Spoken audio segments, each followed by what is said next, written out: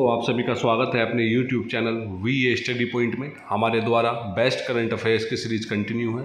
आज देखेंगे 19 अक्टूबर 2025 का करंट अफेयर्स, जो कि UPSI, UP PCS, UP triple SC एवं एसएससी एवं अन्य एग्जाम के दृष्टिकोण से अति महत्वपूर्ण है। तो कल हमारे द्वारा आपको कुछ क्वेश्चन कमेंट बॉक्स में बताने के लिए कहा गया था, उनका आंसर देख लेते हैं। पहला क्वेश्चन था, चर्चा में रही किरू जल विद्युत परियोजना किस राज्य से संबंधित है? तो इसका आंसर रहेगा जम्मू कश्मीर। नेक्स्ट क्वेश्चन था, किस भारतीय एजेंसी ने आपदा पूर्व चेतावनी प्लेटफॉर्म सचेत का विकास किया है? इसका आंसर रहेगा टेलीमेटिक्स विकास केंद्र यानी सीडोट। और नेक्स्ट क्वेश्चन था, हाल ही में कहाँ भारत का पहला कर आधारित ट्रैफिक चालान भुगतान कियोस्क स्थापित किया गया है? तो यह किया गया हरियाणा के गुरुग्राम में। नेक्स्ट क्वेश्चन आज की क्लास का पहला क्वेश्चन देखिए, हाल ही में समुद्र शक्ति अभ्यास 2025 आयोजित हुआ है। यह कहाँ पर हुआ है? विशाखापत्तनम में, यानी आंध्र प्रदेश के विशाखापत्तनम में। और किन किन दो सेनाओं के मध्य होता है? भारत और इंडोनेशिया की नौसेनाओं के मध्य होता है। और यह है 5वां नौसैन्य अभ्यास है। कब से कब तक आयोजित? 14 से 17 अक्टूबर 2025 के मध्य समुद्र शक्ति 2025। ध्यान देना कहाँ पर हुआ है? विशाखापत्तनम में। नेक्स्ट क्वेश्चन है, साइलेंट वैली। देखिए, साइलेंट वैली जो है यह कहाँ पर पड़ती है? केरल में। तो साइलेंट वैली कहाँ पर पड़ती है? केरल में, या इसको हिंदी में कहते हैं मूक घाटी। मूक घाटी इसको हिंदी में कहा जाता है, या शांत घाटी कहा जाता है, या साइलेंट वैली इसको कहा जाता है। केरल में पड़ती है। और किस लिए प्रसिद्ध है? ये अपनी जैव विविधता के लिए प्रसिद्ध है, बायोडाइवर्सिटी के लिए प्रसिद्ध है, जैव विविधता के लिए यह प्रसिद्ध है। आपको कमेंट बॉक्स में बताना है जैव विविधता अधिनियम कब आया था, जो कि हम आपको पूर्व की वीडियो में बता चुके हैं। तो इसमें साइलेंट वैली नेशनल पार्क में हाल ही में खोजी गई 6 नई ड्रैगन फ्लाई और डेमेस फ्लाई की प्रजातियाँ। तो ध्यान देना, ड्रैगन फ्लाई और डैमसेल फ्लाई की प्रजातियाँ खोजी गई है कहाँ पर? साइलेंट वैली नेशनल पार्क में। नेक्स्ट क्वेश्चन, हाल ही में ग्लोबल हंगर इंडेक्स 2025 जारी किया गया है, यानी वैश्विक भूख सूचकांक। उसमें भारत को कौन सा स्थान मिला है? तो उसको मिला है 123 देशों में से 102वां स्थान। तो इससे पहले क्या था स्थान भारत का? 105वां स्थान था। अब हाल ही में कौन सा मिला है? 102वीं रैंक भारत ने प्राप्त की है। महत्वपूर्ण क्वेश्चन है ये, ध्यान देना। इंडेक्स जितने भी होते हैं भारत की, उसमें रैंक अवश्य पूछ ली जाती है। तो वैश्विक भूख सूचकांक यानी ग्लोबल हंगर इंडेक्स में भारत को रैंक 102वीं, और GHI भारत का जो रहा स्कोर 25.8 है, और जो भूख की गंभीर श्रेणी में आता है। तो क्वेश्चन आ सकता है, भारत को किस श्रेणी में रखा गया? तो गंभीर श्रेणी में भारत को रखा गया है। नेक्स्ट क्वेश्चन, हाल ही में 15 अक्टूबर 2025 को नई दिल्ली में भारत के रक्षा मंत्री कौन है? राजनाथ सिंह और ब्राज़ील के उपराष्ट्रपति जेराल्डो अल्कमिन के बीच हुई महत्वपूर्ण बैठक में भारत ने ब्राज़ील को स्वदेशी रूप से विकसित आकाश मिसाइल प्रणाली की आपूर्ति का प्रस्ताव रखा है। तो ध्यान देना, क्वेश्चन आ सकता है, हाल ही में भारत ने किस देश को आकाश मिसाइल प्रणाली की आपूर्ति का प्रस्ताव रखा है? तो याद रखना, ब्राज़ील।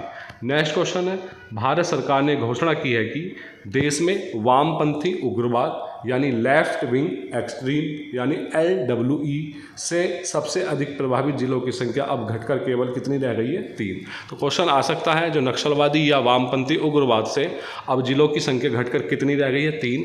और जबकि इससे पूर्व कितनी थी? 6। छत्तीसगढ़ के 6 जिले थे मेन। तो पहले यह संख्या 6 थी, परंतु अब केवल बीजापुर, सुकमा और नारायणपुर, ये तीनों जिले कहाँ पर पड़ते हैं? छत्तीसगढ़ राज्य में ही अत्यधिक प्रभावित जिलों की श्रेणी में आते हैं। और वामपंथी उग्रवाद को आमतौर पर नक्सलवाद के नाम से जाना जाता है, और जिसकी शुरुआत 1967 में पश्चिम बंगाल के नक्सलवाड़ी जिले से हुई थी। तो ध्यान देना, क्वेश्चन आता है कि नक्सलवाद की शुरुआत कहाँ से हुई थी? पश्चिम बंगाल के नक्सलवाड़ी से। और कब? 1967 में। नेक्स्ट क्वेश्चन है, देखिए, हाल ही में एक ज्वालामुखी उद्गार हुआ है कौन से? माउंट लेवा टोबी लाकी में। तो क्वेश्चन यह है, डायरेक्ट पूछ लिया जाता है कि यह ज्वालामुखी कहाँ पर स्थित है? इंडोनेशिया में। तो इंडोनेशिया के सबसे सक्रिय ज्वालामुखियों में से माउंट लेवो लाकी में लगातार दूसरे दिन भीषण रूप से विस्फोट हुआ है। नेक्स्ट क्वेश्चन अति महत्वपूर्ण है आने वाले एग्जाम के दृष्टिकोण से। क्वेश्चन आ सकता है आपको कि आयुष्मान भारत योजना के लिए सर्वश्रेष्ठ प्रदर्शनकारी राज्य के रूप में किसे सम्मानित किया गया है? तो आंसर ध्यान देना, छत्तीसगढ़ को। तो छत्तीसगढ़ को आयुष्मान भारत योजना या प्रधानमंत्री जन आरोग्य योजना PMJ के तहत सर्वश्रेष्ठ प्रदर्शनकारी राज्य के रूप में सम्मानित किया गया है। और प्रधानमंत्री जन आरोग्य योजना की शुरुआत कब हुई थी? वर्ष 2018 में।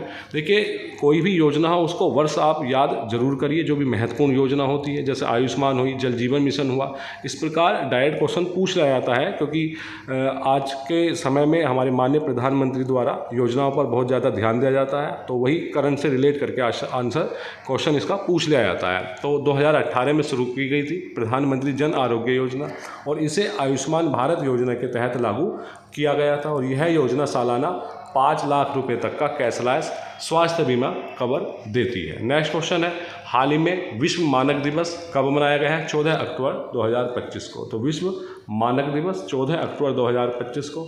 नेक्स्ट क्वेश्चन है, असम के मुख्यमंत्री ने विदेशी प्रशिक्षण पहल CM फ्लाइट का शुभारंभ किया है। तो क्वेश्चन आ सकता है, हाल ही में किस राज्य में CM फ्लाइट पहल का शुभारंभ किया गया है? तो आंसर रहेगा आपका असम। नेक्स्ट क्वेश्चन है, EY और माइक्रोसॉफ्ट ने भारत के युवाओं को प्रशिक्षित करने के लिए AI कौशल पासपोर्ट लॉन्च किया है।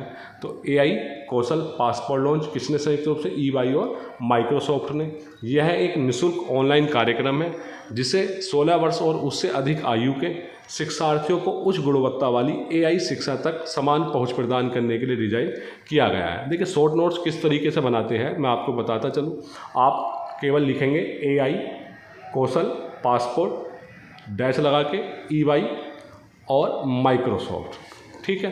तो डायरेक्ट क्वेश्चन आपको रटने की ज़रूरत नहीं पड़ेगी, तो ध्यान रहेगा आपका AI कौशल पासपोर्ट किसने लॉन्च किया? EY और माइक्रोसॉफ्ट ने। ये सारी चीज़ें आपको लिखने की आवश्यकता नहीं है। नेक्स्ट क्वेश्चन है, नई दिल्ली में रक्षा मंत्री राजनाथ सिंह ने चीफ ऑफ स्टाफ जनरल यानी अनिल चौहान द्वारा लिखित ready relevant and resurgent second पुस्तक का विमोचन किया है। तो क्वेश्चन आ सकती है कि चर्चा में रही रेडी रेलेवेंट एंड रिसर्जेंट किसके द्वारा लिखित पुस्तक है? अनिल चौहान द्वारा, जबकि इसका विमोचन किसने किया है? रक्षा मंत्री राजनाथ सिंह द्वारा इसका विमोचन किया गया है। नेक्स्ट क्वेश्चन है, हाल ही में देखिए उत्तर प्रदेश सरकार ने एक निर्णय लिया है क्या कि प्रत्येक मंडल मुख्यालय पर दिव्यांग पुनर्वास केंद्र स्थापित करने का। तो प्रत्येक मंडल मुख्यालय पर यूपी में दिव्यांग पुनर्वास केंद्र स्थापित किए जाएंगे, जबकि वर्तमान में 37 जिलों में दिव्यांग पुनर्वास केंद्र कार्यरत है, जिनमें से 11 मंडल मुख्यालय पर स्थित है। नेक्स्ट क्वेश्चन देखिए, बांग्लादेश और नेपाल के बाद अब अफ्रीकी देश मेडागास्कर में जेनजी का आंदोलन हुआ है। तो क्वेश्चन आ सकता है, हाल ही में जेनजी का आंदोलन कहाँ पर हुआ? अफ्रीकी देश मेडागास्कर में। उससे पूर्व कहाँ कहाँ? बांग्लादेश और नेपाल में भी जेनजी का आंदोलन हुआ है।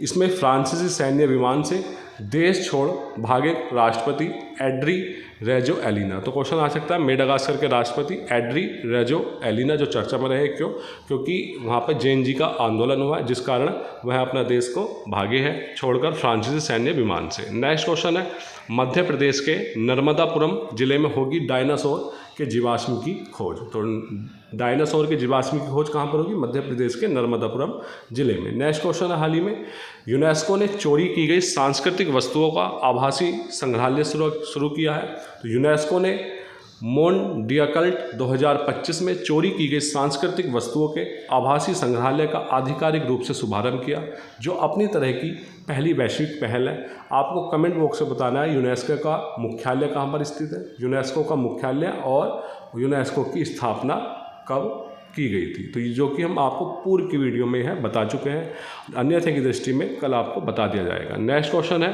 केंद्रीय रेल मंत्री अश्वनी वैष्णव ने नई दिल्ली के भारत मंडपम में एशिया की सबसे बड़ी और दुनिया की दूसरी सबसे बड़ी रेलवे प्रदर्शनी 16वीं अंतर्राष्ट्रीय रेलवे उपकरण प्रदर्शनी 2025 का उद्घाटन किया है। कहाँ पर? दिल्ली के भारत मंडपम में, जो कि एशिया की सबसे बड़ी है और दुनिया की दूसरी सबसे बड़ी रेलवे प्रदर्शनी है। देखिए, हाल ही में पंकज धीर का निधन हुआ है, जिनका संबंध महाभारत और चंद्रकांता जैसे सीरियल से था, अभिनय से था। पंकज धीर अभिनेता थे, तो 68 साल की उम्र में इनका निधन हो गया है। नेक्स्ट क्वेश्चन अति महत्वपूर्ण है।